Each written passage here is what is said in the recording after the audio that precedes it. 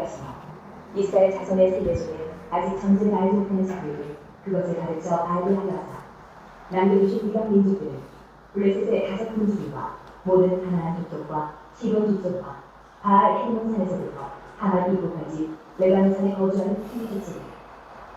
남겨두신 이 이방 민족들로 이스라엘을 시험하사 여호와께서 모세를 통하여 그들의 조상들에게 이르신 명령들을 순종하는지 알고자 하셨더라. 그러므로 이스라엘 자손은 가나안 족속과 헷 족속과 아모리 족속과 브리스 족속과 히위 족속과 여부스 족속 가운데에 거주하면서 그들의 딸들을 맞아 아내로 삼으며 자기 딸들을 그들의 아들들에게 주고 또 그들의 신들을 섬기더라. 이스라엘 자손이 여호와의 목전에 악을 행하여 자기들의 하나님 여호와를 잊어버리고 바알들과 아세라들을 섬긴지라. 여호와께서 이스라엘에게 진노하사 그들을 메소포타미아 왕 고산 리사다임의 손에 가주시며 이스라엘 자손이 고산 리사다임을 8년 동안 섬겼더니 이스라엘 자손이 여호와께 부르짖으니 여호와께서 이스라엘 자손을 위하여 한 구원자를 세워 그들을 구원하게 하시니 그는 곧 갈렙의 아우 그나스의 아들 온길이라. 여호와의 영이 그에게 임하셨으므로 그가 이스라엘의 사자가 되어 나가서 싸우되 여호와께서 메소포타미아 왕 고산 리사다임을 그의 손에 넘겨주시니 온길의 손이 고산 리사다임을 이기니라. 그 땅이 태어난 지 40년에 그나스의 아들 온길이 죽었더라. 네, 여기까지 보도록 하겠습니다. 제가 기도하고 오늘 수요 사경에 하나님께 올려드립니다. 하나님 아버지의 은혜와 사랑을 감사드립니다. 오늘도 저희들 우리 현장의 일상 속에서 또 믿음으로 살게 하시고 또 귀하고 복된 자리로 불러 모아 주셔서 하나님의 말씀을 배울 수 있도록 인도하여 주시니 감사드립니다. 오늘은 특별히 사사기 말씀을 통하여 하나님의 뜻을 알고 또 우리가 어떻게 살아가야 하는지 다시 한번 믿음으로 결단할 수 있도록 인도하여 주옵소서. 그래서 하나님께서 원하시는 복된 삶을 영위해 나아갈 수 있도록 인도하시고 무엇보다 믿는 자로서 하나님 나라의 삶을 살아가는 우리 모든 성도들 다 되게 하여 주옵소서. 감사드리며 예수 그리스도의 이름으로 기도드립니다. 아멘. 우리 찬송가 200장 함께 찬양하겠습니다. 찬송가 200장입니다. 달고 묘한 그 말씀 생명의 말씀은 귀한 그 말씀 진실로 생명의 말씀이 나의 길과 믿음 밝히 보여주니 아름답고 귀한 말씀 생명샘이로다. 아름답고 귀한 말씀 생명샘이로다. 귀한 주님의 말씀은 내 노래 되도다. 모든 사람을 살리는 생명의 말씀을 값도 없이 받아 생명길을 가니 아름답고 귀한 말씀 생명샘이로다. 아름답고 귀한 말씀 생명샘이로다. 널리 울리어 퍼지는 생명의 말씀은 마음의 용서와 평안을 골고루 주나니 다만 예수 말씀 듣고 복을 받네. 아름답고 귀한 말씀 생명샘이로다. 아름답고 귀한 말씀 생명샘이로다. 아멘. 우리 하나님의 말씀 사사기 1장 1절에서 7절까지의 말씀을 보도록 하겠습니다. 사사기 1장 1절에서 7절까지의 말씀 우리 한 절씩 교독하여 읽겠습니다. 여호수아가 죽은 후에 이스라엘 자손이 여호와께 여쭈어 이르되 우리 가운데 누가 먼저 올라가서 가나안 족속과 싸우리이까? 여호와께서 이르시되 유다가 올라가지니라. 그러나 내가 이 땅을 그의 손에 넘겨주어라 하시니라. 유다가 그의 형제 시몬에게 이르되 내가 제비 뽑아 얻은 땅에 나와 함께 올라가서 가나안 족속과 싸우자. 그리하면 나도 내가 제비 뽑아 얻은 땅에 함께 가리라 하니 이에 시몬이 그와 함께 가니라. 여호와께서 가나안 족속과 그리스 족속을 그들의 손에 넘겨주시니 그들이 베색에서 10,000명을 죽이고 또 베색에서 아도니 베색을 만나 그와 싸워서 가나안 족속과 브리스 족속을 죽이니 아도니 베색이 도망하는지라. 그가 쫓아가서 잡아 그의 엄지손가락과 엄지발가락을 자르니 함께 봅니다. 아도니 베색이 이르되 옛적에 70명의 왕들이 그들의 엄지손가락과 엄지발가락이 잘리고 내 상 아래에서 먹을 것을 줍더니 하나님이 내가 행한 대로 내게 갚으심이로다 하니라. 무리가 그를 끌고 예루살렘에 이르렀더니 그가 거기서 죽었더라. 아멘. 예, 오늘은 사사기 말씀부터 이제 보게 되는데요. 이제 주제로 이게 보게 되면 9번째 주제가 되는 것입니다. 그래서 순환 시대 혹은 사사 시대라고 하는 주제로 이제 우리가 살펴보게 될 것인데요. 순환이라고 하는 것은 이제 죄로 말미암은 이제 심판과 또 심판으로 인한 부르짖음, 또 부르짖음으로 인한 하나님께서 사사를 세우셔서 이스라엘을 다시 한번 구원하시고 평안을 주시는 이 죄로 말미암은 이 영적인 순환들이 총 7번 반복되어서 나타난다. 6번에서 7번 반복되어서 나타나는데 그런 의미에서 이제 순환 시대 계속해서 비슷한 내용들이 계속 반복되는 것들을 우리가 볼 수 있는데요. 그런 의미에서 순환 시대다라고 하는 것이고 이 순환 시대는 결국 사사 시대를 배경으로 하고 있습니다. 그래서 저희가 룻기까지 보게 되는데 사사기 룻기까지 이제 보게 되는 것이죠. 그런데 우리가 사사 시대를 올바로 이해하기 위해서는 여호수아에 대한 이해가 굉장히 필수적입니다. 여호수아와 사사기가 매우 중요하게 긴밀하게 연결이 되어 있고요. 그리고 이제 이어지는 사사기서에서 룻기를 지나 사무엘상 하로 들어가게 되는데 이제 사무엘서로 지나가게 되는 거죠. 이제 왕정 시대로 지나가게 되는데 이 왕정 시대에 들어가기에 또 중요한 그 연결고리가 바로 이 사사 시대라고 하는 것입니다. 그래서 이 사사 시대를 이해하기 위해서는 먼저는 여호수아 시대에 대한 이해가 반드시 필요하고요. 또 사무엘서 왕정 시대를 이해하기 위해서는 또 사사 시대를 반드시 이해해야 한다는 것을 우리가 알 수 있습니다. 그래서 오늘 순환 시대에 대해서 본격적으로 우리가 살피기 전에 먼저 다시 한번 여호수아 시대의 내용들이 어떠했는지를 간략하게 좀 살펴보고 넘어가도록 하겠습니다. 우리가 여호수아의 4가지 구조를 살폈는데요. 건너라, 취하라, 나누라, 지키라 였습니다. 섬기라 였죠. 그래서 건너라. 그래서 요단강을 건너서 약속의 땅으로 드디어 들어가는 그런 여정이 있었습니다. 그 가운데서 할례와 유월절을 지키게 되고요.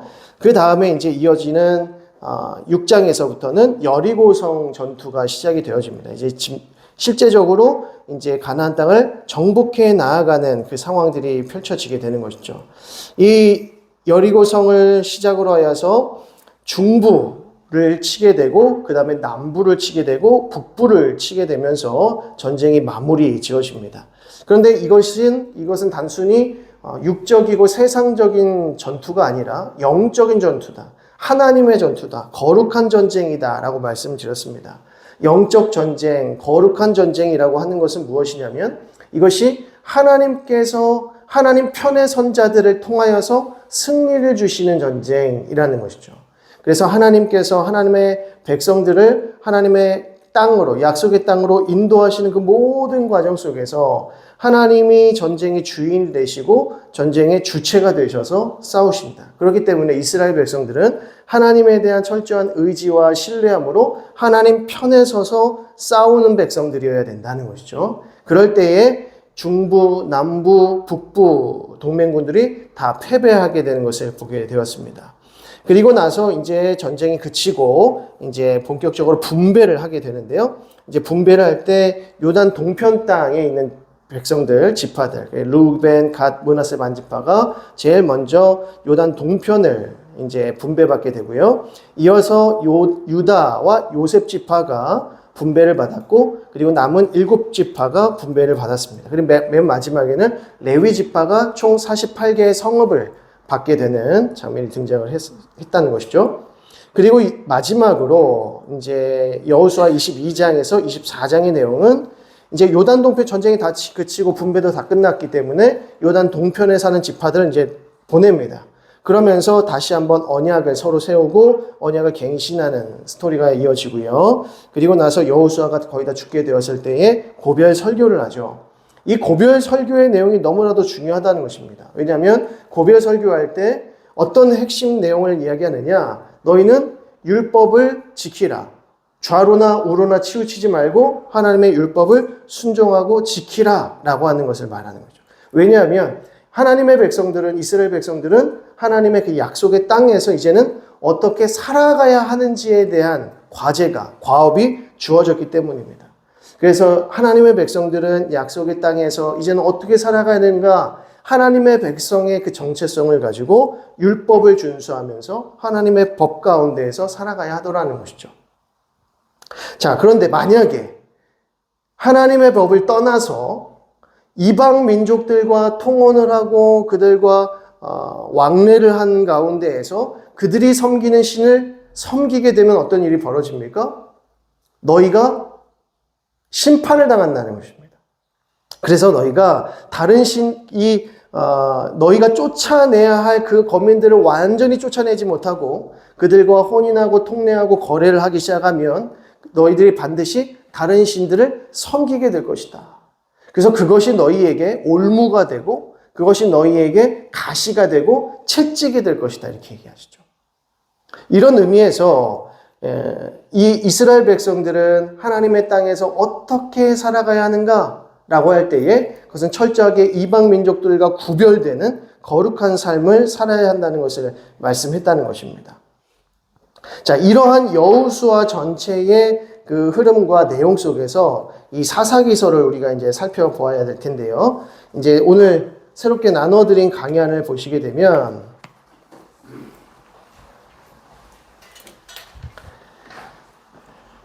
이제 순환시대, 사사시대 이렇게 되어집니다. 그래서 여호수아가 죽고 난 이후에 왕정시대가 시작되기 바로 직전에 이 시대가 바로 이 순환시대인 것이죠. 그러니까 이 사사기서는 어떻게 시작되냐면 여호수아의 죽음에서부터 시작합니다.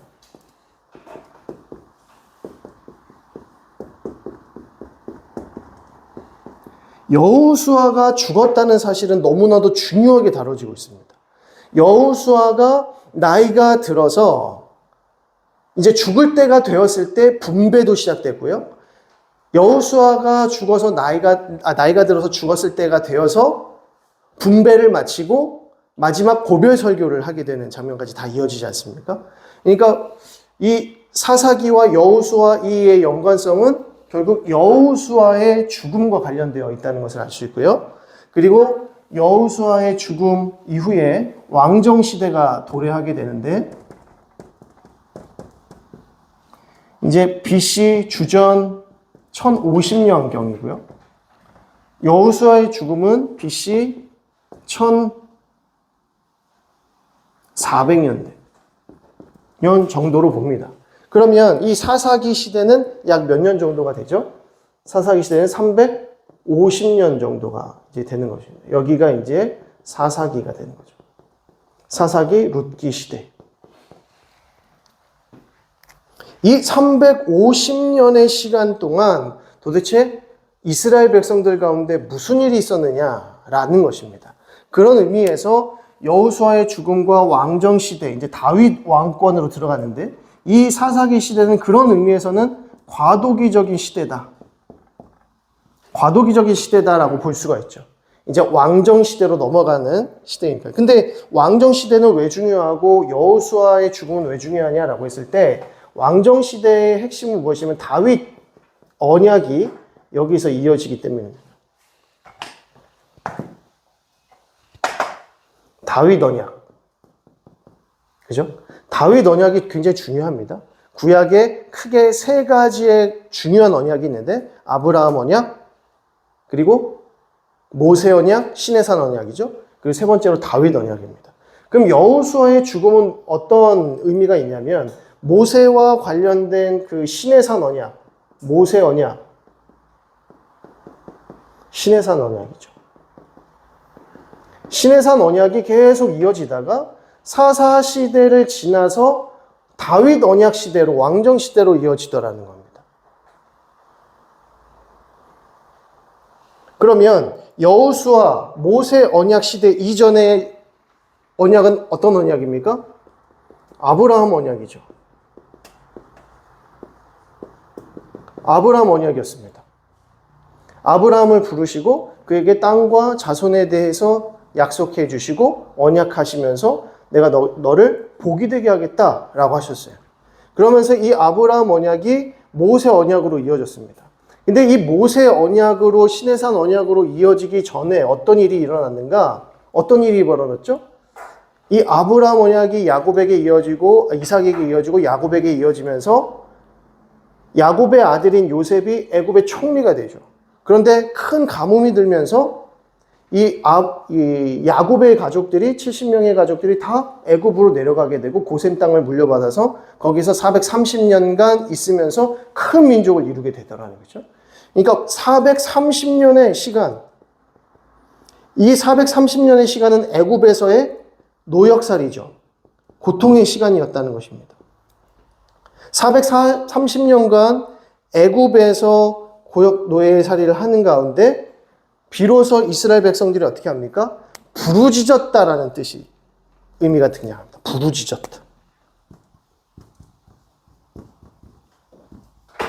부르짖었다라는 표현이 등장하죠. 부르짖었을 때 하나님께서 모세를 부르시고 모세를 리더로 세우셔서 출애굽하게 하십니다. 그시죠? 그래서 이 모세 언약을 통해서 출애굽하실 때 시내산에 도착하셔서 율법을 주시는 거죠. 그래서 내가 너희의 하나님 되고 너희는 내 백성 될 것이다. 그러니까 너희가 이 율법을 잘 준수하라. 그리고 성막 제도를 통해서 제사 제도를 통하여서 하나님을 거룩하게 예배해라. 이런 말씀을 주십니다. 그리고 나서 드디어 여호수아를 통하여 약속의 땅으로 들어가게 하신 이후에 이제 하나님께서 주신 그 약속이 이 아브라함에게 주신 약속이죠. 그 약속을 다 이루시지 않습니까? 땅과 자손에 대한 약속을 여호수아를 통해서 다 이루셨다는 거예요. 그러니까 여호수아는 그런 의미에서 아브라함 언약의 성취자가 되는 것이죠. 이렇게 성취를 했습니다. 근데 여호수아가 죽습니다. 그런 다음에 여호수아를 대신할 영적 지도자가 딱 나타나야 되는데 여호수아가 세웠거나 하나님께서 여호수아에게 말씀하셔서 세운 후임 사역자가 없습니다. 나타나지 않아요. 그런 상황에서 사사기서가 시작되면서 온니엘을 시작으로 해서 12사사가 쭉 나오게 되죠. 그러면서 마지막 사사가 어디로 나옵니까? 사무엘서의 사무엘이 마지막 사사가 됩니다. 자, 그러면 마지막 사사를 통해서 하나님께서 무엇을 하시느냐? 사무엘을 통해서 무엇 하시죠? 왕을 세우시는 거예요. 사울 왕을 세우시고 다윗 왕을 세우십니다. 그러니까 사무엘은 왕을 세우기 위해서 꼭 있어야 할 기름 부음 받은 사사가 되는 것이죠. 그럼 그 사무엘이 나타나기 전에 그 사이에 있었던 이 사사들이 도대체 무엇을 했는가? 이때 이스라엘 백성들이 350년간 어떤 삶을 살았는가를 보여주는 게 바로 이 사사기의 핵심이라는 겁니다. 그래서 아브라함 언약으로 이어지는 아브라함에서 모세 언약으로 이어질 때 고통이 있었다. 이 고통 속에서 이스라엘 백성들이 하나님께 부르짖었더니 모세라고 하는 리더십을 세우셔서 지도자를 세우셔서 이스라엘 백성들을 구원하시죠. 출애굽시키십니다. 그리고 여호수아를 통하여서 약속의 땅으로 들어가게 하셨어요. 그래서 약속의 땅에서 평온하게 지낸 듯 싶더니 갑자기 사사기서에서 어떤 일들이 벌어지냐면 고통이 일어나더라. 범죄함으로 인해서 고통이 일어나더라는 것입니다. 그럴 때마다 이 사사들이 세워져야 되는 그 순간마다 이스라엘 백성들에게 고통이 따르고 그들이 부르짖더라는 것이죠. 부르짖었더니 사사들이 세워집니다. 사사는 곧 구원의 다름이 아니죠. 이 사사가 세워지는, 이 지도자가 세워지기까지는 고통이 있고 부르짖음이 있더라는 것입니다. 고통 이전에는 뭐가 있습니까? 죄가 있는 거예요. 이스라엘 백성들의 죄가 그들로 하여금 고통받게 하는 것이죠. 하나님께서 형벌하시고 이방 민족들을 통해서 치시는 겁니다. 고통합니다. 그때 부르짖죠. 하나님께 우리를 구원해달라고 부르짖습니다. 그때 하나님께서 사사를 세우셔서 그들을 구원하시는 장면이 몇 번 반복됩니까? 6번, 7번, 총 12사사를 지내는 가운데에 스토리들이 쭉 반복돼서 나타난다는 거죠. 그러다가 더 이상 부르짖지 않는 상태까지 이르게 되었을 때 이제 사무엘이 나타나서 이 사무엘을 통하여서 다윗 언약까지 이어진다는 겁니다. 그래서 아브라함 언약에서 모세 언약으로 넘어갈 때 430년간의 노역생활 고통이 있었고 애굽살이, 종살이가 있었고 모세 언약에서 다윗 언약으로 넘어갈 때 350년간의 고통의 시기가 있었다는 것을 알 수 있죠. 이 고통의 시기는 왜 따라왔느냐라고 했을 때 죄 때문에 그렇습니다. 인간의 죄로 말미암은 고통, 그로 말미암은 부르짖음이 있을 때 하나님께서 언약을 기억하시고 그들을 구원하신다는 겁니다. 하나님께서 언약을 잊으셨던 게 아니라 이스라엘 백성들이 그 언약을 잊어버리는 거죠. 이스라엘 백성들이 그 언약을 잊어버리니까 하나님께서 그 언약을 지키실 의무가 없는 거죠. 이스라엘 백성들이 하나님의 뜻에 따라서 순종하는 삶을 살아가면 하나님도 너희의 하나님 되고 너희는 하나님의 백성이 되겠다라고 하는 이 관계도가 형성이 되는데 이들이 죄 가운데 있으니까 하나님을 잊어버렸다는 겁니다. 하나님을 잊어버렸다는 것은 어떤 의미예요? 이스라엘 백성들이, 하나님의 백성들이 하나님을 잊고 살았다는 것은 어떤 상태에 있다는 것입니까? 이게 죄 가운데 있다는 것인데 이 죄가 뭐예요? 다른 신을 섬기는 거죠. 하나님을 잊고 살았다는 것은 하나님 없이 살았다는 의미가 아니라 다른 신을 섬기며 살았다는 의미가 된다는 겁니다. 이게 핵심입니다. 이게 여호수아에서 사사기로 넘어가는 핵심. 다른 신을 섬긴다는 거예요. 하나님의 백성들이 하나님을 섬겨야 되고 하나님의 율법 가운데 살아가야 되는데 하나님의 법을 버리고 하나님을 떠나서 다른 신을 섬기며 살더라. 그럼 결국 다른 신이란 우상 숭배라는 무엇이냐면 자기 자신, 탐욕이라는 거죠. 나 자신을 섬기는 인생이 결국에는 우상 숭배의 인생, 다른 신을 섬기며 살아가는 인생이더라는 겁니다. 그러니까 하나님께서 그런 인생들을 보시면서 불쌍히 여기시지만 그들로 하여금 하나님의 존재, 하나님이 살아계신다, 하나님이 계신다. 그래서 우리가 하나님께로 돌아가야 된다는 것을 하나님께서 깨닫게 하시기 위해서 무엇을 주신다는 겁니까? 고통을 주신다는 겁니다. 그래서 부르짖게 하시는 거죠. 그러니까 하나님의 백성들은 고통 가운데 있을 때 부르짖어야 돼요. 그리고 내가 고통 가운데 있을 때는 내가 하나님을 떠나 있었구나라는 것도 깨달을 수 있어야 된다는 거죠. 그래서 이 사사기 시대도 마찬가지예요.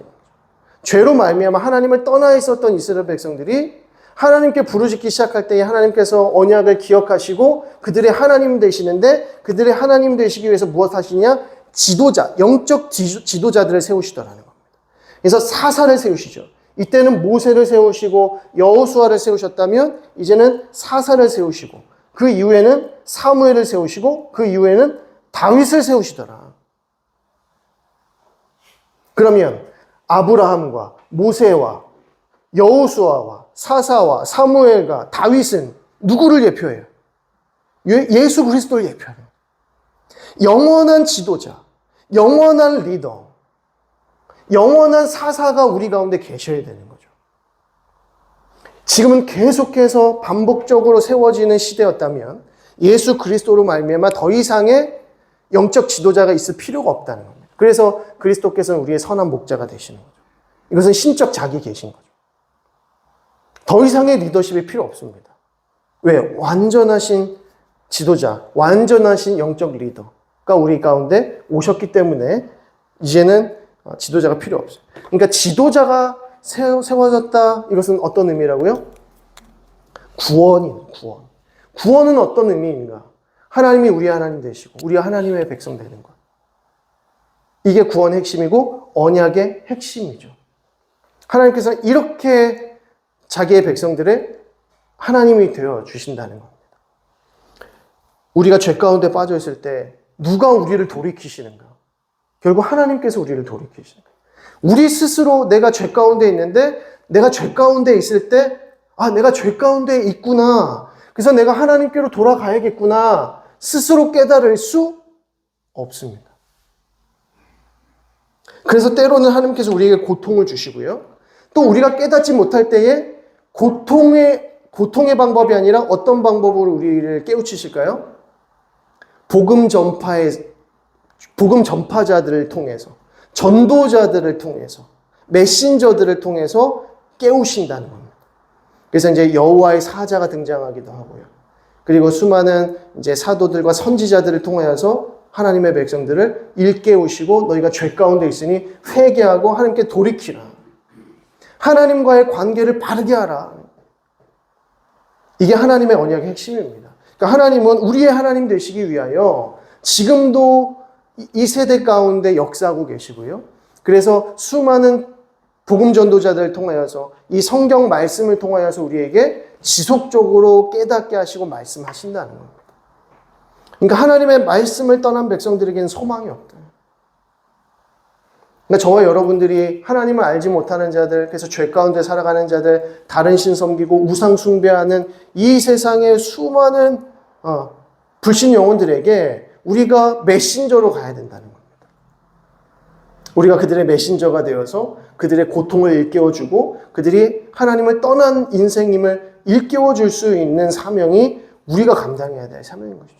그러니까 때로는 우리가 말로써, 복음으로써, 어떤 가르침으로 살 수 없다면 우리의 삶으로써 드러내야 되는 거죠.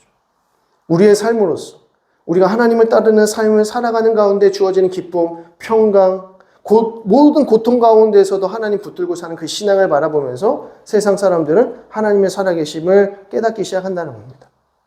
그러니까 우리가 그러한 사명을 받은 자들이라는 것을 기억하셔야 된다는 것이죠. 그러니까 이제는 하나님께서 아브라함을 통해서 일하시지 않고 모세를 통해서 일하시지 않고 다윗을 통해서 일하시지 않습니다. 누구를 통해서 일하십니까? 저와 여러분들 통해서 일하십니다. 어떻게 저와 여러분을 통해서 일하실 수 있을까요? 우리 안에 예수의 영이 계시기 때문에, 성령이 계시기 때문에, 우리 안에 영원하신 영적 지도자가 우리 안에 계시기 때문에 하나님께서 우리를 통해서 일하신다는 겁니다. 그래서 이러한 복이 우리를 통해서 이루어진다는 것을 기억하시고 이제 사사기서를 보시면 좋을 것 같습니다. 그래서 그런 의미에서 사사기서가 과도기적인 의미를 갖지만 사실은 사사시대의 이 완악한 이 암흑기 때문에 사실은 왕이 세워지는 계기가 되는 걸 수도 있습니다. 그러니까 여호수아의 죽음이 바로 왕권으로 향하는 것은 아니고 사사시대를 거쳐서 가는 가운데 인간의 죄악이 너무나 큰 나머지 하나님께서는 왕의 제도를 인정해 주시는 것이죠. 그러니까 하나님께서는 왕의 제도를 기뻐하시지 않았지만 왜냐하면 왕의 제도는 하나님의 그 정치 제도가 아닙니다. 신정 정치가 아닙니다. 이건 왕정 정치는 세상의 정치 방식이기 때문에 하나님께서 왕정 제도를 좋아하시지 않았지만 허용해 주시죠. 그래서 모세에게도 그 율법을 주십니다. 너희 후대의 백성들이 왕을 달라 하거든 이렇게 하라. 이런 왕을 세우라 라고 합니다. 그래서 사울을 세우고 다윗을 세우고 이렇게 되는 거죠. 근데 이제 왕정 시대는 하나님이 원하시지 않았지만 하나님께서 그들을 허용하심으로써 하나님의 나라를 계속해서 이어가신다라고 보시면 되겠습니다. 그래서 이제 사사시대를 우리가 볼 때에 이러한 관점에서 사사시대의 우리 인간의 이 타락과 우리의 죄성이 결국 어떠한 결과를 낳게 되었는지를 보면서 이제 룻기로 가야 됩니다. 사사기에서 사무에서 이제 왕정 시대로 가기 전에 사사기에서 왕정 시대로 가기 전에 누가 나타납니까? 룻이라고 하는 인물이 나타나요. 이 룻이라고 하는 인물은 너무나도 독특한 사람입니다. 너무나도 독특한 사람이에요. 여인이었죠. 근데 모압 여인이었습니다. 이스라엘 백성들이 아니에요. 모압 여인이었습니다. 근데 이 모압 여인이 나오미만 따라서 와요. 시어머니만 따라서 와요. 시어머니를 따라서 베들레헴으로 도착하고 거기서 보아스를 만나서 다윗의 계보를 낳게 되는 거죠. 그러니까 굉장히 독특한 여인입니다. 하나님께서는 이 믿음의 여인인 룻을 통해서라도 하나님 나라를 이루어 가시더라는 것을 우리가 알 수 있게 되는 것입니다. 그래서 이 왕정 시대로 넘어가기 전에 사사기 바로 그 사이에 룻기가 굉장히 중요하게 다뤄지고요. 굉장히 짧은 네 장으로밖에 안 되어 있지만 매우 중요하게 다뤄지고 있는 성경입니다. 그래서 그렇게 보시게 되면 이 순환시대, 사사시대가 이제 마무리가 될 것 같습니다. 자, 이제 그 구조와 요점을 한번 보시겠습니다. 총 4개의 구조로 이제 되어져 있는데요. 첫 번째는 이제 실패, 이제 이스라엘 백성들이 실패하는 장면. 두 번째는 사사들을 세우시는 장면. 이제 내용이 깁니다. 그래서 사사기 3장에서부터 16장까지 이르게 되고요. 그리고 이제 17장에서부터 이제 사사기 말기 시대로 지나가면서 이스라엘 가운데 영적 혼란의 시기가 찾아옵니다. 그러니까 이때는 영적으로 굉장히 무질서하고 영적인 어떤 체계, 그리고 영적인 그 하나님의 뜻을 이행하는 모든 방식이 완전히 전복되어져 있고 뒤죽박죽이 되어져 있습니다. 그래서 자기 옳은 소견대로 향하는 백성들을 보게 되는 것이고요. 참 소망 없는 시대 가운데 하나의 소망의 빛이 쫙 반짝이게 되죠. 그게 누구냐? 룻이라고 하는 겁니다. 그래서 마지막 4번에 희망이라고 해서 룻기 1장부터 4장의 내용을 보면서 이 룻이라고 하는 여인을 통해서 하나님께서 이스라엘 백성들을 어떻게 회복시켜 가시는지를 보게 됩니다.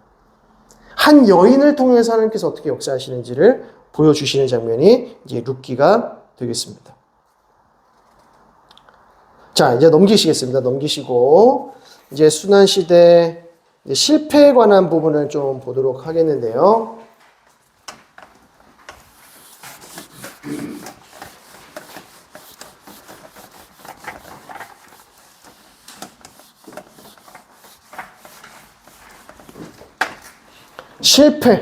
실패라는 말이 나온 이유는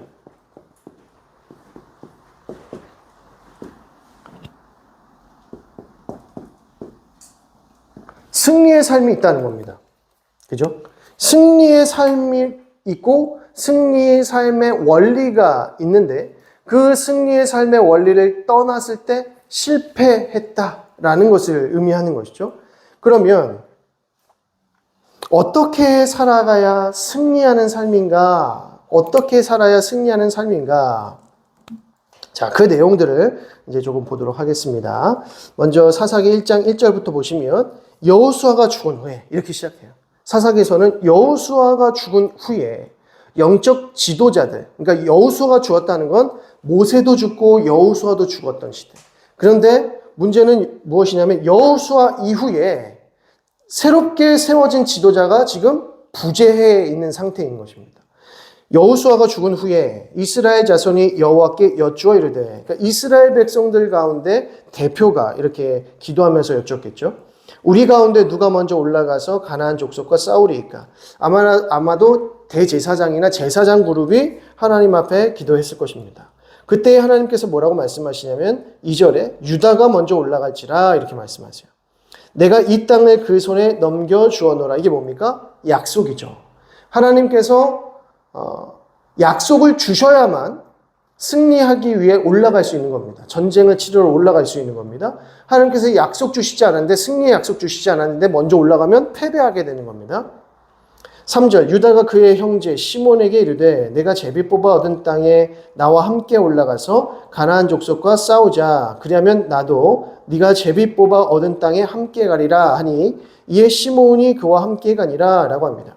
그러니까 이스라엘 각 지파의 영역, 분배받은 땅의 영역 이렇게 보시면 유다 지파의 한 가운데에 시몬 지파가 땅을 분배받았던 것을 보실 수가 있어요. 그래서 유다 땅 가운데에 시몬 지파의 땅이 있습니다. 그러니까 시몬 너희와 우리가 같이 연합해서 싸우러 올라가자라고 하는 것은 그리 문제가 될 게 없다는 것이죠. 당연히 시몬과 연합해서 올라갈 수 있습니다. 그리고 시몬 지파가 분배받은 땅에 올라갈 때에는 승리하러 올라갈 때에는 유다 지파가 같이 싸우러 올라가주고 뭐 그거는 큰 문제가 되지 않는다는 것이죠. 그래서 시몬 지파에게 지금 함께 연합해서 올라가자라고 합니다.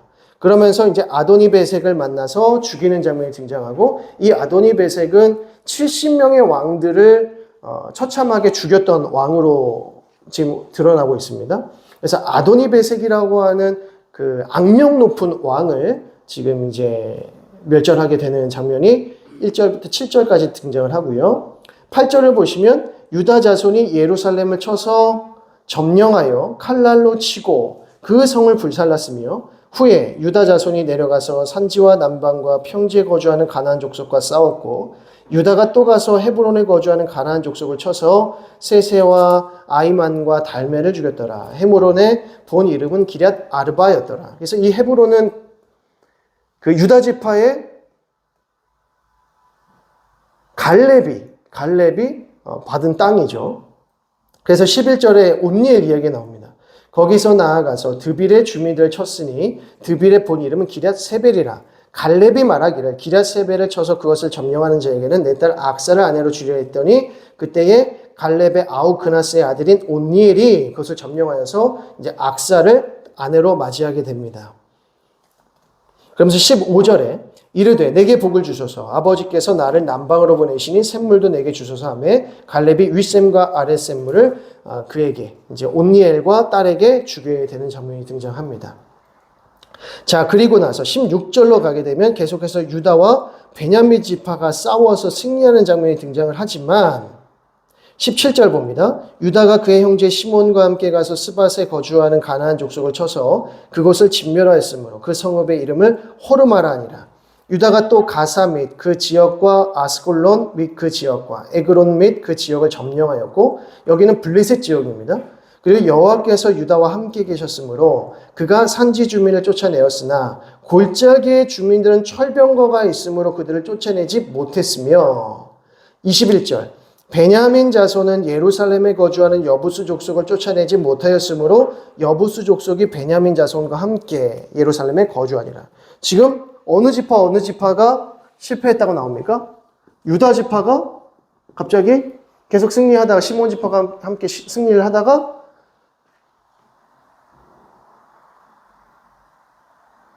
19절에 골짜기의 주민들에게 철병과가 있기 때문에 쫓아내지 못했다라고 말합니다. 여기가 이제 블레셋 지역일 텐데, 그래서 유다 지파가 쫓아내지 못하더라가 나오죠. 그리고 베냐민 지파도 쫓아내지 못하였더라 이렇게 나옵니다. 그 다음에 요셉 가문은 누구를 가리킬까요? 므낫세 지파하고 에브라임 지파를 가리킵니다. 그래서 요셉 지파도 이제 베델을 치러 올라가는 이 가장 중요한 지역이었기 때문에 이 지역을 치러 올라가면서 거기를 점멸하려고 하는 것이죠. 근데 27절 봅니다. 므낫세가 이제 요셉 집 가문 중에 하나입니다. 므낫세가 벳산과 그에 딸린 마을들의 주민과 다아낙과 그에 딸린 마을들의 주민과 돌과 그에 딸린 마을들의 주민과 이블람과 그에 딸린 마을의 주민과 무기또와 그에 딸린 마을들의 주민들을 쫓아내지 못하였다 이렇게 나옵니다. 므낫세도 쫓아내지 못했다 이렇게 나오고요. 그리고 28절에 이스라엘이 강성한 후에야 가나안 족속에 노역을 시켰지만 다 쫓아내지 아니하였다 이렇게 나옵니다. 그리고 29절에 에브라임이 게살에 거주하는 가나안 족속을 쫓아내지 못하였다. 에브라임, 므낫세와 에브라임이 요셉 지파죠. 그리고 30절에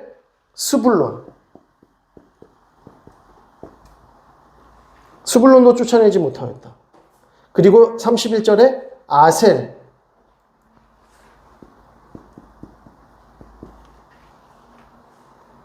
33절에 납달리,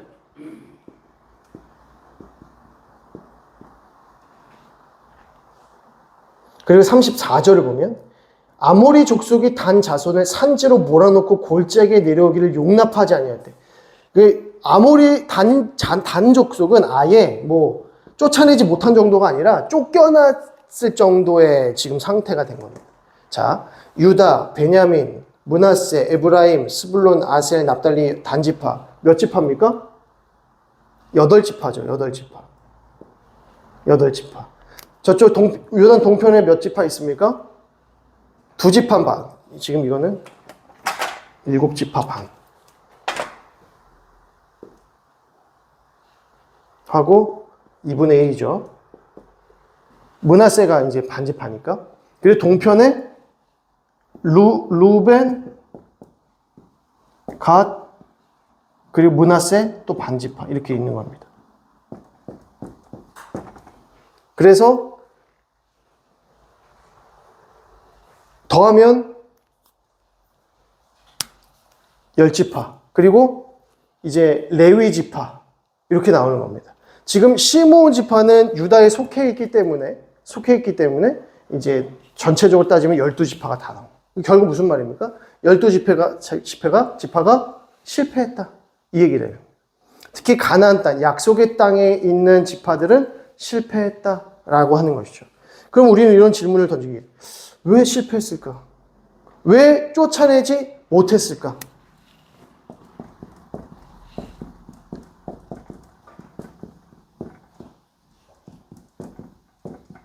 쫓아내지 못함이 있고 쫓아내지 아니함이 있습니다. 쫓아내지 못했다는 것은 어떤 의미일까요? 그들이 철병과가 있든지 아니면 그들이 뭐 무서웠던지 뭐 때문이다? 두려움 때문이다. 아니했다는 것은 그들이 약해서 그들을 자기의 노역으로 삼고 종으로 삼고 그들을 부리는 거죠. 쫓아내야 되는데 쫓아내지 아니하고 얘네가 약하니까 그냥 자기의 수하에 두고 쓰는 겁니다. 그래서 아니함이라고 하는 것은 이제 욕심인 거예요. 인간의 욕심과 탐욕이 이 안에 들어가는 겁니다. 하나님의 명령, 쫓아내라, 점령하라, 진멸하라. 이 명령을 하나님의 뜻을 순종하지 못한 이유가 무엇입니까? 두려움과 욕심 때문이다 라는 것입니다. 인간의 두려움, 인간의 욕심으로 말미암아서 떠나보내지 못한다는 것이죠. 이방 민족을 떠나보내지 못한, 쫓아내지 못한 그 결과가 무엇이죠? 결국 다른 신을 섬기게 되는 겁니다. 그들과 통혼하게 되고 결국 그들의 신을 섬기게 되는 결과가 나타나는 거죠. 다른 신을 섬긴다는 것은 하나님을 떠난다는 것입니다. 하나님을 버린다는 것입니다. 이때 하나님께서 그들에게 고통을 주시고 그들에게 채찍질을 주시는 거죠. 그래서 1-1 군사적 실패, 첫 번째 남부 상황, 이게 유다 지파 외라고 해서 계속해서 실패했다라고 나오는 거고요. 거기 이제 빨간색 그 말씀을 한번 보시면 창세기 49장 9절에서 10절 말씀 함께 읽어보겠습니다. 시작. 유다는 사자 새끼로다. 내 아들아 너는 움킨 것을 찢고 올라가도다. 그가 엎드리고 웅크림이 숫사자 같고 암사자 같으니 누가 그를 범할 수 있으랴. 규가 유다를 떠나지 아니하며 통치자의 지팡이가 그 발 사이에서 떠나지 아니하기를 실로가 오시기까지 이르리니 그에게 모든 백성이 복종하리로다. 이 말씀은 그 남부 상황에서 여호수가 죽은 이후에 누가 먼저 올라가리까? 라고 했을 때 유다가 먼저 올라가라 라고 하시죠. 유다가 영적 장자였기 때문입니다. 이스라엘의 장자였기 때문이죠. 장자의 명분이 유다에게 있었고 가장 먼저 치러 올라가. 그래서 전체 지파의 대표가 바로 유다였습니다. 그래서 유다가 먼저 올라갔는데 유다마저도 쫓아내지 못하는 일들이 벌어지기 시작하더라는 겁니다. 그래서 모든 그 가나안 땅에 있는 이스라엘 백성들이 쫓아내지 못하였다, 쫓아내지 아니하였다 이렇게 나오는 것이죠. 자, 그때 이제 어떤 일이 벌어지는가? 이제 하나님의 심판 2장 1절에서 5절의 말씀입니다. 2장 1절부터 보시면 여호와의 사자가 길갈에서부터 보김으로 올라와 말하되 내가 너희를 애굽에서 올라오게 하여 내가 너희의 조상들에게 맹세한 땅으로 들어가게 하였으며 또 내가 이르기를 내가 너희와 함께한 언약을 영원히 어기지 아니하리니 너희는 이 땅의 주민과 언약을 맺지 말며 그들의 제단을 헐라 하였거늘 너희가 내 목소리를 듣지 아니하였으니 어찌 그리하였느냐라고 하는 겁니다. 언약을 맺지 말고 다 뭐해라? 쫓아내라. 제단들을 다 헐어버리라 라고 하는 겁니다. 그러니까 하나님께서 이스라엘 백성들에게 쫓아내라 라고 하는 것은 결국에는 영적 전쟁이라는 것이죠. 결국 다른 신을 다 내보내라. 그들 가운데 있는 모든 악한 신들에 대한 제사제도나 다른 신들을 섬겼던 모든 그 습관들이나 법들을 다 물리치라는 겁니다. 그들의 법대로 살아가지 말라는 것이죠. 그러니까 그 가운데 하나님의 율법 가운데 살아가고 하나님의 통치 가운데 살아가야 하는 백성들이 그들과 타협하면 다른 신 섬기게 된다는 거예요. 영적 전쟁에서 실패하게 된다는 것이죠. 철저하게 이방 민족들을 내보내야 된다는 겁니다. 근데 그렇게 하지 못했더라. 자, 3절. 그러므로 내가 또 말하기를 내가 그들을 너희 앞에서 쫓아내지 아니하리니 그들이 너희 옆구리에 가시가 될 것이며 그들의 신들이 너희에게 올무가 되리라 하였노라. 여호와의 사자가 이스라엘 모든 자손에게 이 말씀을 이름에 백성의 소리를 높여 온지라. 그러므로 그곳 이름을 보김이라 하고 그들이 거기서 여호와께 제사를 드렸더라라고 합니다. 하나님께서 쫓아내지 못했을 때에 너희에게 가시를 주고 채찍을 주고 올무가 되게 할 것이다. 다른 이방 민족들을 너희에게 붙일 것이다. 라고 하는 심판의 말씀을 주신다는 겁니다. 이게 쫓아내지 못했을 때의 결과라고 하는 것이죠. 그러니까 우리가 사는 인생도 마찬가지입니다.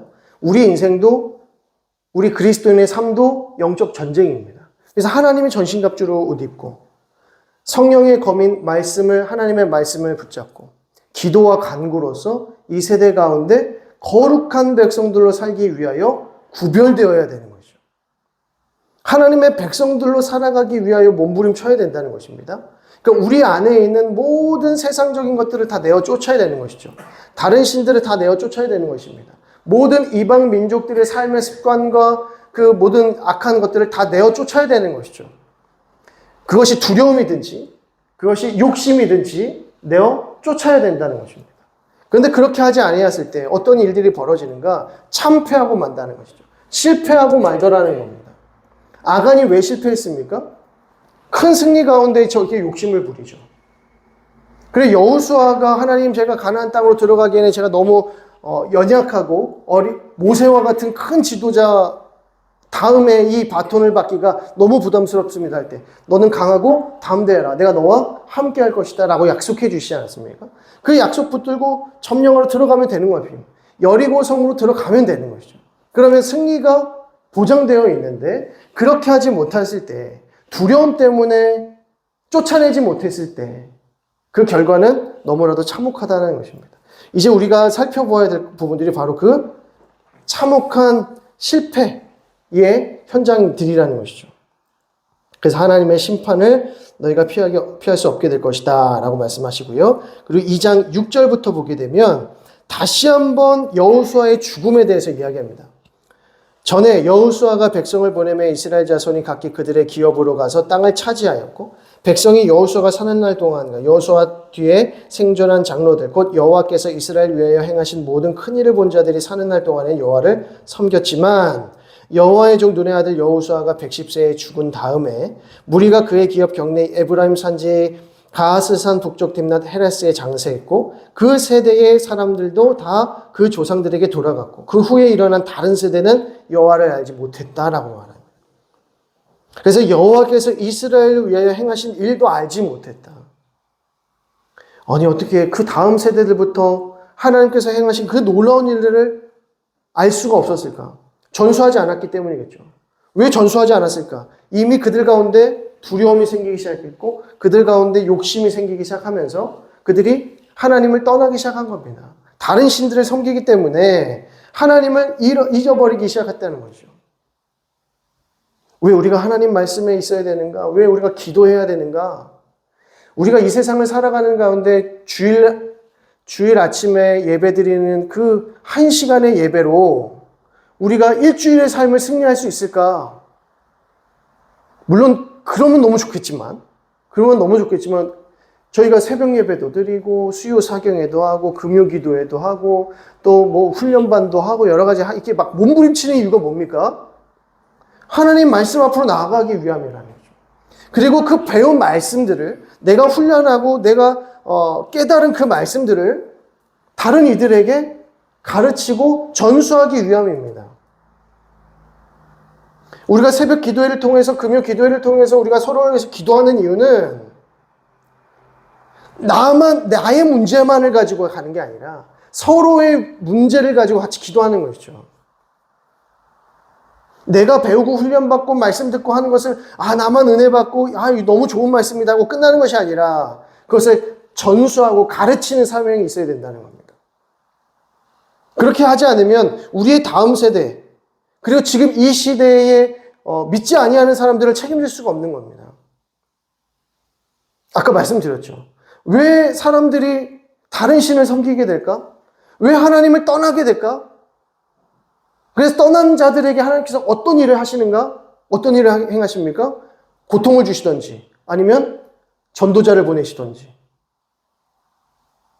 우리가 하나님 앞에 훈련받는 이유, 하나님의 말씀으로 공급받는 이유, 하나님의 전신갑주로 옷 입어야 하는 이유는 무엇입니까? 그들을 깨우치기 위함이죠. 하나님을 전파하고 하나님의 살아계심을 드러내면서 그들로 하여금 하나님께 돌아올 수 있도록 해야 된다는 것입니다. 그러니까 우리는 뭐만 하면 된다? 하나님의 말씀을 전하기만 하면 된다. 예수 그리스도의 복음을 전파하면 되는 겁니다. 나머지는 누구 책임이에요? 나머지는 그들 책임이에요. 우리는 우리의 의무와 책임을 다하면 됩니다. 그리스도를 전파하고 하나님의 생명의 말씀을 전수하는 일이 우리에게 맡겨주신 가장 큰 일이다라는 것이죠. 만약에 그렇게 하지 않았을 때 1-2번 종교적 실패가 오더라. 종교적 실패.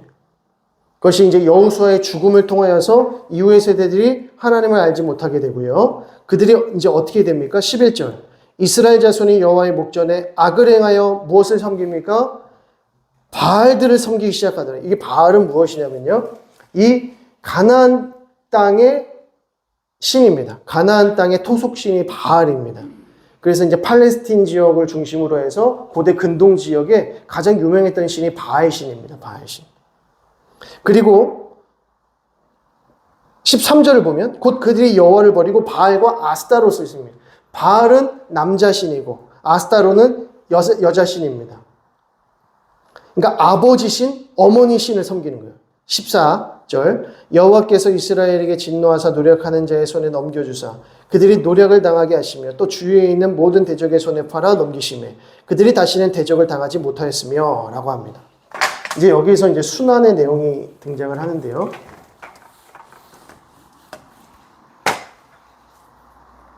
하나님을 잊어버림.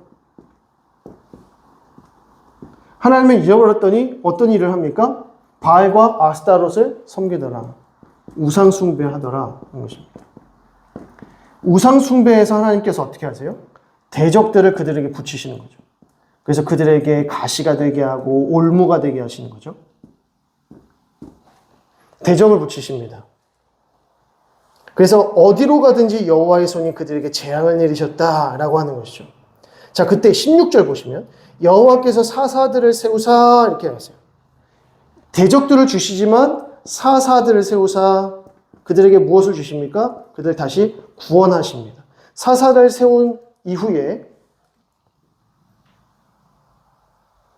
18절 여호와께서 그들을 위하여 사사들을 세우실 때에는 그 사사와 함께 하셨고 사사가 사는 날 동안에는 여호와께서 그들을 대적의 손에서 구원하셨으니 이제 구원이죠. 이는 그들이 대적에게 압박과 괴롭힘을 받아 슬피 부르짖음으로 여호와께서 돌이키셨다라고 하는 겁니다. 자, 여기서 중요한 거. 대적들을 세우셨을 때 뭐 합니까? 슬피 울면서 부르짖더라. 부르짖었을 때 하나님께서 사사를 세우셔서 그들을 구원하시더라는 거죠. 이렇게 해서 그들에게 찾아오는 것이 이제 평안입니다. 평안, 샬롬. 샬롬의 상태.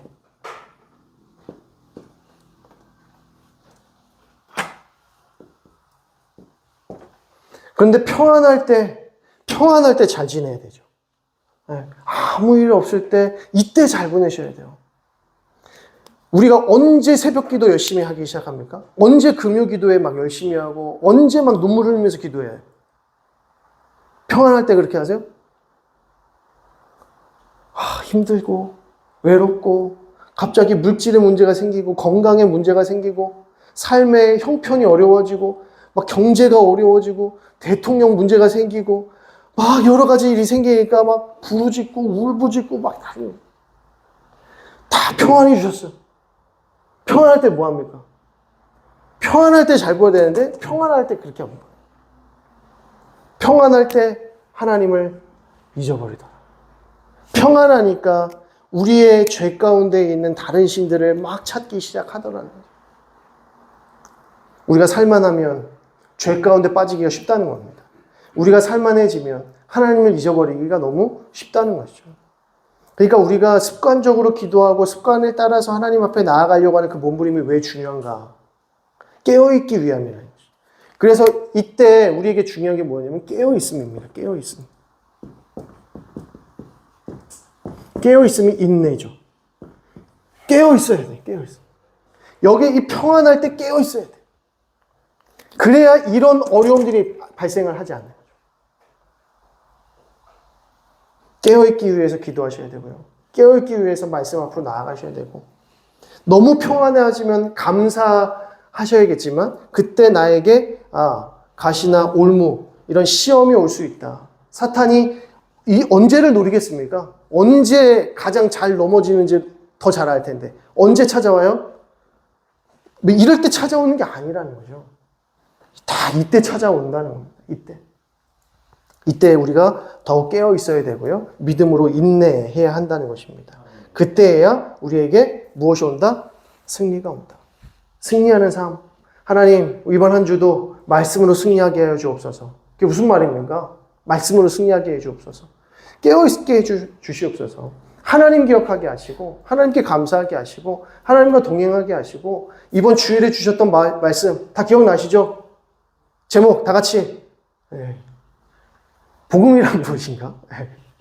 그러니까 예수님이 누구이신가를 계속해서 우리가 고민하고 또 이 말씀을 기억하면서 살아갈 때 내가 깨어있어야 되는구나. 말씀으로 그래서 인내할 수 있다는 것입니다. 하나님을 기억할 수 있다고 하는 것이죠.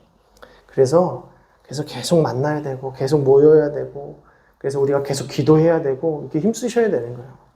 그러니까 내일 무슨 날이죠? 내일 5월 1일. 5월 1일이 무슨 날입니까? 근로자의 날 이러시면 안 되고 근로자의 날이 아니라 무슨 날입니까? 월삭기도예요. 월삭기도회. 5월 1일은 월삭기도회죠. 무슨 근로자의 날입니까? 월삭기도회. 근데 이제 사실은 우리 그 이규 목사님도 그런 말씀을 하시지만 특별기도회, 월삭기도회 이게 사실은 의미가 없다. 언제나 월삭 기도해야 되고 언제나 특별 기도해야 된다라고 하는 것이죠. 그러니까 우리가 항상 기도로 깨어 있어야 된다. 5월 첫날에만 6월 첫날에만 깨어 있으면 안 되고 우리가 날마다 깨어 있기 위해서 기도하시고 말씀 가운데 나아가셔야 된다는 것입니다. 되셨죠? 이렇게 해서 오늘 그 1장 1번 주제 실패에 대해서 다뤄봤고요. 다음 주부터 이제 사사에 대해서 배우게 되는데 이제 사사에 대한 내용이 깁니다. 그래서 한 2주 정도 사사에 대해서 생각해 보고요. 그래서 계속 이어서 이렇게 다루도록 하겠습니다. 제가 기도하겠습니다.